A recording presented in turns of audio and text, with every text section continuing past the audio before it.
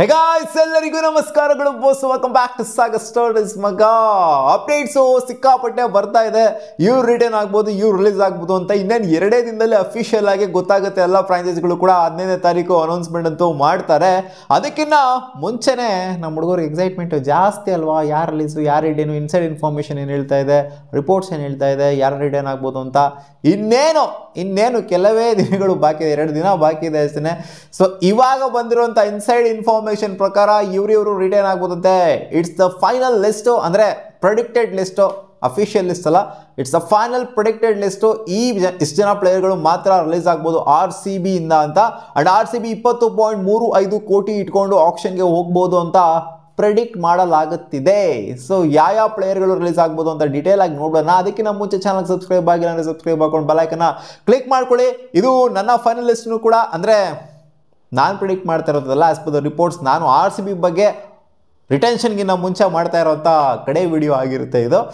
So first player 20 ಕೋಟಿ, 20ಗಿಂತ ಜಾಸ್ತಿ ಕೋಟಿ ಇಟ್ಕೊಂಡು ಹೋಗಬೇಕು ಅಂದರೆ ಆಪ್ಷನಲ್ಲಿ ನಾವು ಒಬ್ಬ ಪ್ಲೇಯರ್ನ ರಿಲೀಸ್ ಮಾಡಲೇಬೇಕಾಗುತ್ತೆ. ಅದು ಸದ್ದಾಗ್ತಿರೋಂಥ ಪ್ಲೇಯರನ್ನೇ ಇವ್ರನ್ನ ರಿಲೀಸ್ ಮಾಡಬೇಕು ಅಂತ ಅನ್ಕೊತಾ ಇರೋಂಥ ಪ್ಲೇಯರ್ಸ್ಗಳನ್ನ ಫ್ಯಾನ್ಸು ಕೂಡ ಅನ್ಕೊತಾ ಇರ್ಬೋದು, ರಿಲೀಸ್ ಮಾಡ್ಬೋದು ಅಂತ. ಯಾಕಂದರೆ ಚೆನ್ನಾಗಿ ಪರ್ಫಾರ್ಮೆನ್ಸ್ ಬಂದಿಲ್ಲ ಲಾಸ್ಟ್ ಸೀಸನು.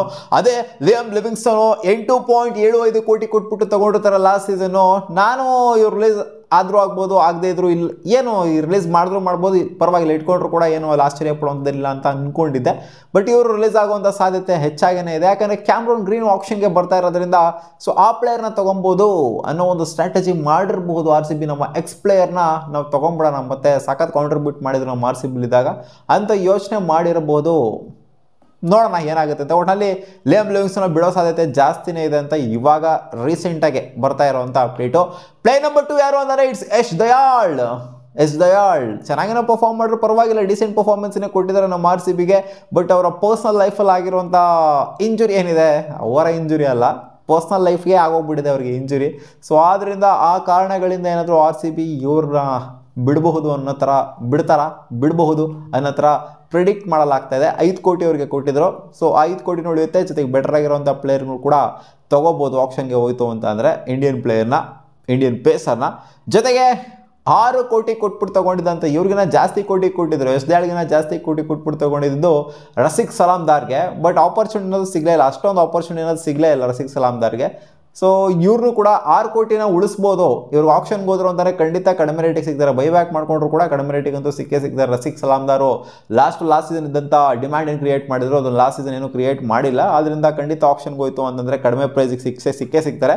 6 ಕೋಟಿಗಂತೂ ಖಂಡಿತ ಇವಾಗ ವರ್ತಂತೂ ಕಾಣಿಸ್ತಾ ಇಲ್ಲ. ಅದರಿಂದ ಬೈಬ್ಯಾಕ್ ಮಾಡ್ಕೊಂಡ್ರು ಕೂಡ ಆಶ್ಚರ್ಯ ಪಡೋದಿಲ್ಲ.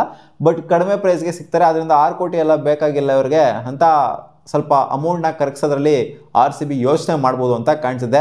ಜೊತೆಗೆ ಅಭಿನಂದನ್ ಸಿಂಗ್ ಅಂತ RCB ಒಬ್ಬ ಪ್ಲೇಯರ್ನ ತಗೊಂಡಿದ್ರು, ಆಪರ್ಚುನಿಟಿ ಅನ್ನೋದೇನು ಸಿಕ್ಕಿಲ್ಲ. ಸೊ ಈ ಪ್ಲೇಯರ್ನು ಕೂಡ ರಿಲೀಸ್ ಮಾಡುವಂಥ ಸಾಧ್ಯತೆ ಇದೆ. ಜೊತೆಗೆ ಇನ್ನೊಬ್ರು ರಾತೆ ಅಂತ ತಗೊಂಡಿರೋ ಪ್ಲೇಯರ್ ಮೋಹಿತ್ ರಾತೆ ಅಂತ, ಈ ಪ್ಲೇಯರ್ನು ಕೂಡ ರಿಲೀಸ್ ಮಾಡುವಂಥ ಸಾಧ್ಯತೆ ಇದೆ. ಏನು ಜಾಸ್ತಿ ಅಮೌಂಟ್ ಅಲ್ಲ, 30 ಲಕ್ಷ ಕೊಟ್ಬಿಟ್ಟು ಈ ಪ್ಲೇಯರ್ನ ತಗೊಂಡಿದ್ರು. ಇಬ್ಬರಿಂದ 60 ಲಕ್ಷ ಅಷ್ಟೇ. ಸೊ ಎಲ್ಲ ಪ್ಲೇಯರ್ ರಿಲೀಸ್ ಮಾಡ್ತು ಅಂತ ಅಂದರೆ ಸೊ ಓವರ್ ಆಗಿ 8.75 CR, 5 CR ಪ್ಲಸ್ 6 CR, ಆಮೇಲೆ 0.30 CR ಅಂದರೆ 30 ಲಕ್ಷ. ಇಷ್ಟು ಜನನ 5 ಜನ ರಿಲೀಸ್ ಮಾಡ್ತು ಅಂತಂದರೆ RCB ಹತ್ರ ಉಳಿಯುತ್ತೆ ಪೋಸು 20.35 ಕೋಟಿ. ಸೊ ಕ್ಯಾಮ್ ಗ್ರೀನ್ ಏನಾದರೂ ಬೇಕು ಅಂತಂದರೆ 20.35 ಕೋಟಿಲಿ ಏನಾದ್ರು ಇನ್ ಕೇಸ್ ಒಂದು 10 ಕೋಟಿ ರೇಂಜ್ಗೆ ಹೋದ್ರೂ ಕೂಡ ಇವ್ರನ್ನ ತೊಗೊಳ್ಳೋಣ, ಲಿಯಾಮ್ ಲಿವಿಂಗ್ಸ್ಟನ್ನ ಬಿಟ್ಬಿಟ್ಟು ಅಂತ RCB ಆಲೋಚನೆ ಮಾಡಿಬಿಟ್ಟು ಇಷ್ಟು ಪರ್ಸ್ನ ಇಟ್ಕೊಂಡು 20.35 ಕೋಟಿ, ಅದು ಡಿಫೆಂಡಿಂಗ್ ಚಾಂಪಿಯನ್ಸ್ಗೆ ಅಂತಂದರೆ ಇಟ್ಕೊಂಡು ಹೋಗ್ತಾರೆ ಆಪ್ಷನ್ಗೆ ಅಂತಂದರೆ ಇಟ್ಸ್ ಹ್ಯೂಜ್. 20.35 ಕೋಟಿ, ಅದು ಡಿಫೆಂಡಿಂಗ್ ಚಾಂಪಿಯನ್ಸು.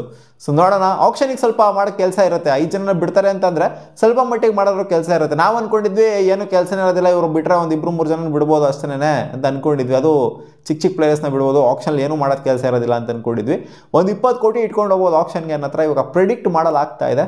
ನೋಡೋಣ, ಇನ್ನೇನು 2 ದಿನದಲ್ಲಿ ಗೊತ್ತಾಗುತ್ತಲ್ಲ ಎಷ್ಟು ಜನ ರಿಟರ್ನ್ ಮಾಡ್ತಾರೆ, ಎಷ್ಟು ಜನ ರಿಲೀಸ್ ಮಾಡ್ತಾರೆ ಅಂತ. 5 ಜನಕ್ಕಿಂತ ಜಾಸ್ತಿ ರಿಲೀಸ್ ಮಾಡ್ತು ಅಂತಂದರೆ ಅದು RCB ಡಿಫೆಂಡಿಂಗ್ ಚಾಂಪಿಯನ್ಸ್ ಆಗಿದ್ಕೂ ಅವಮಾನ ಆಗೋಗ್ಬಿಡುತ್ತೆ. ನನ್ನ ಪ್ರಕಾರ 5 ಜನ ಅಥವಾ ಅದಕ್ಕಿಂತ ಕಡಿಮೆ ಜನ ರಿಲೀಸ್ ಮಾಡುವಂಥ ಸಾಧ್ಯತೆ ಇರುತ್ತೆ. ನೋಡೋಣ ಏನಾಗುತ್ತೆ ಅಂತ. ಮತ್ತೆ ಸಿಗೋಣ ಮುಂದಿನ ವಿಡಿಯೋದಲ್ಲಿ ಗಾಯ್ಸ್. ಬಾ.